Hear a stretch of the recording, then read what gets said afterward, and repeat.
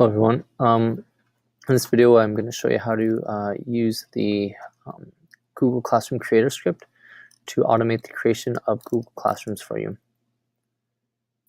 So in the file that I've shared, you'll see that it is just a Google script. It's not connected to any specific tool like a Google Doc or a Google Sheet. So it floats on its own. The way it works is once you've activated the APIs, which I will include in another video, all you need to do is you need to change the array of values that you're passing to the creator.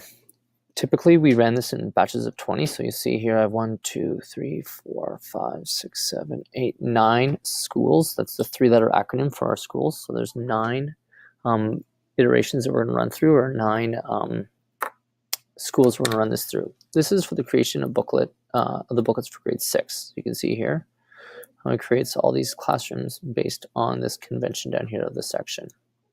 What I would do is if I was going to run this, the first run through I would do would be, I'm just going to comment this out.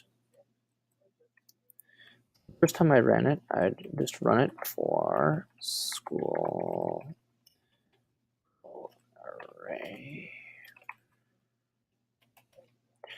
And what I would do is I would run that for my schools, all the schools in the array. The first time through, I'd run it for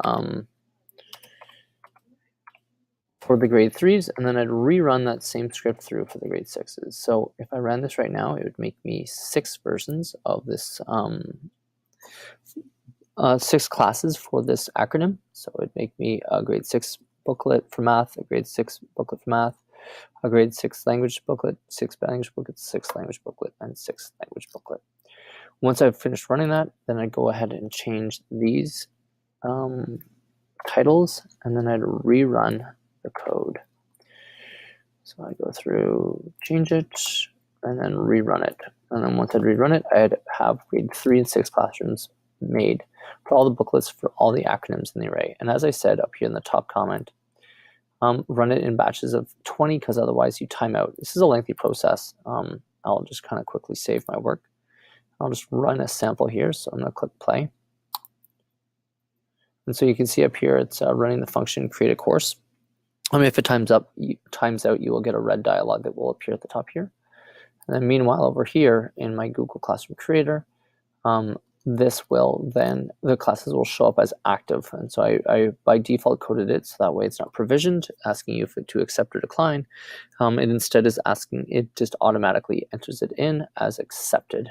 So the classrooms are already joined by the account that it's running in. You'll see right here, I made the owner of the classrooms the account that is running the script. If you want, you can specify the specific user within your Google domain as well in there.